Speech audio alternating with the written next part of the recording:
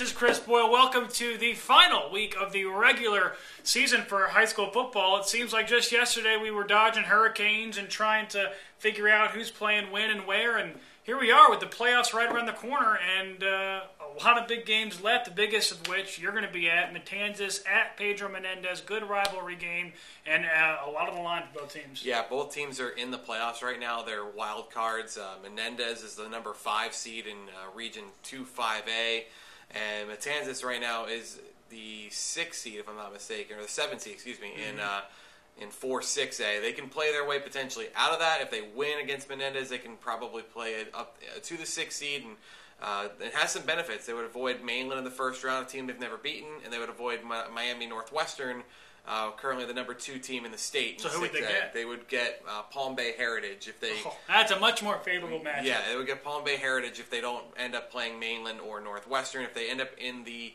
6th seed, that would likely be their first round playoff opponent. Menendez is not going to be an easy game, though. It's a road game. It is a rivalry within conference. They both play in the St. John's River Conference. Menendez averages over 260 yards a game on the ground. It starts with their dual threat quarterback, Darian Oxendine, who's 82 yards shy of 1,000 for the season. Yeah, it's not bad. Menendez is a good team. If you look at their schedule, I know that Matanzas beat them last year by, I believe, a field goal, I want to say it was. Menendez is good, and Menendez could, aside from Mainland and probably Flagler Palm Coast, could very well be Matanzas' best opponent they've played here this season. Right, so. This will be a good test for the defense, too. We mentioned, I mean, it is a dual-threat quarterback.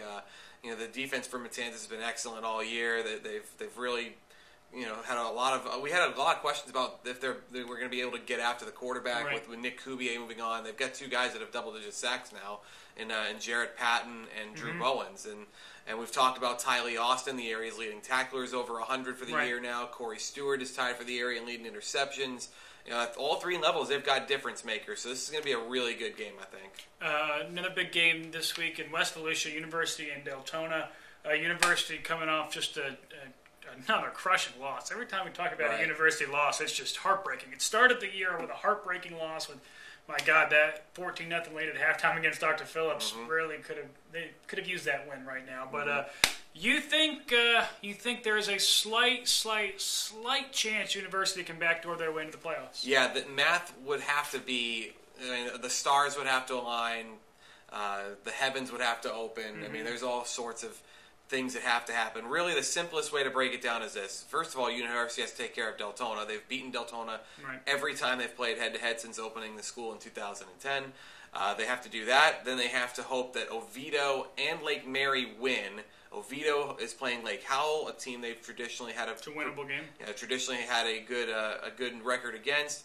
Lake Mary is at home against an undefeated Winter Park team. If both those teams win, that'll boost the number of points University gets for losing to those opponents. So they're actually going to have to root for teams that beat them earlier this year to help them out here. And then the last thing that has to happen is either Boone, Spruce Creek, or Apopka have to lose. Spruce Creek plays New Smyrna. We'll talk about that game again in a minute.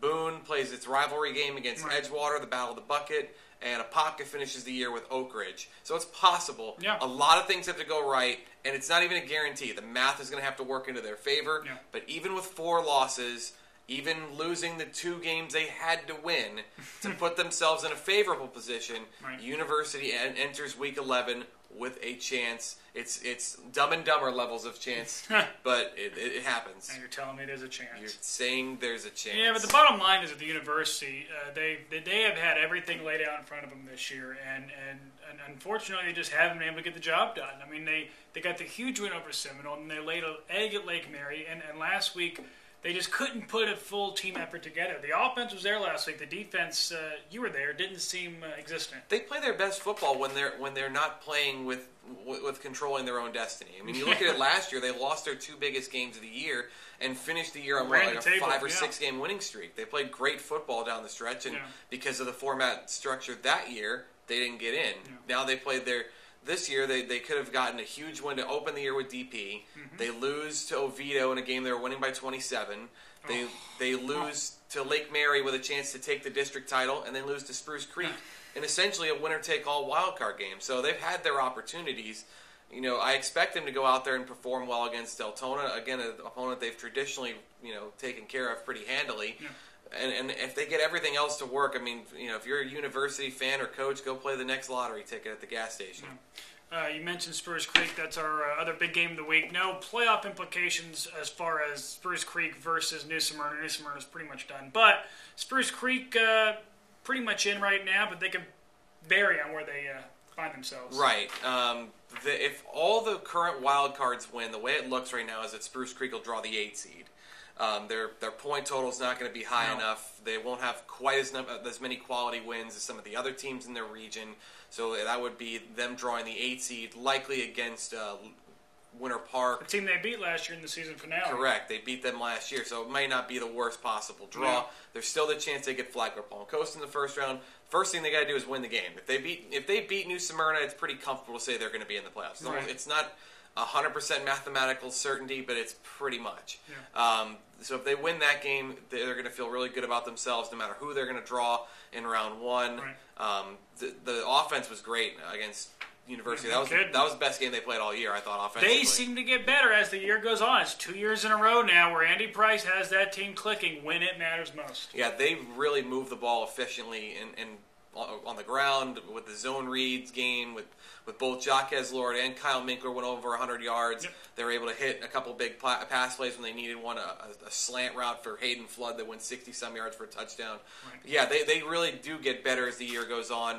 And New Smyrna is going to, I think, embrace the spoiler role. I think they realize that, it hasn't gone, the second half hasn't gone the way they wanted to. They finally got off the schneid last week after a rough month. And they know that they can, essentially cost Spruce Creek a playoff spot if they win this game. So I think they're going to come out with some energy. And this is a team with a lot of juniors, so it's going to be a good, maybe measuring stick game for next year. Can use it as for a New springboard, Smyrna. Exactly.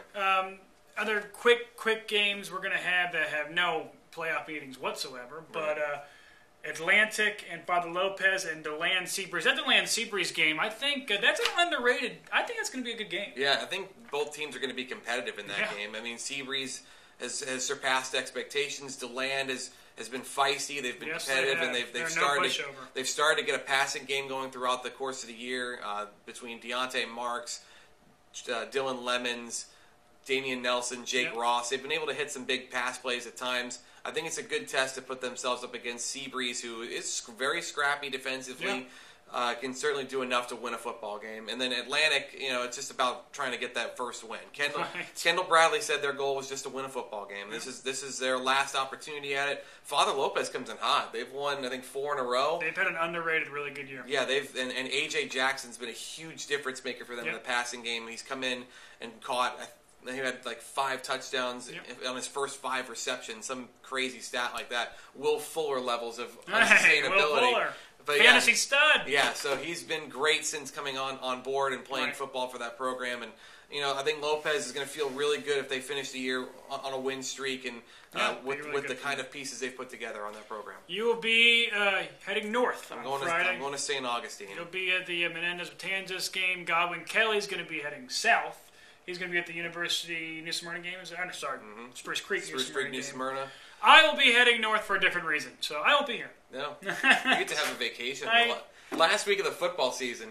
Gearing up for the playoffs. I'm gearing up for Mainland and FPC and Spruce Creek and all the above to Mainland and Flagler, jump into November. Mainland and Flagler finished the year with 5 weeks. They're coming with me. I didn't tell you. We're all going on vacation this week. Me, Mainland, and Flagler. Zach D, Chris Boyle, final week of the 2017 prep football season coming up.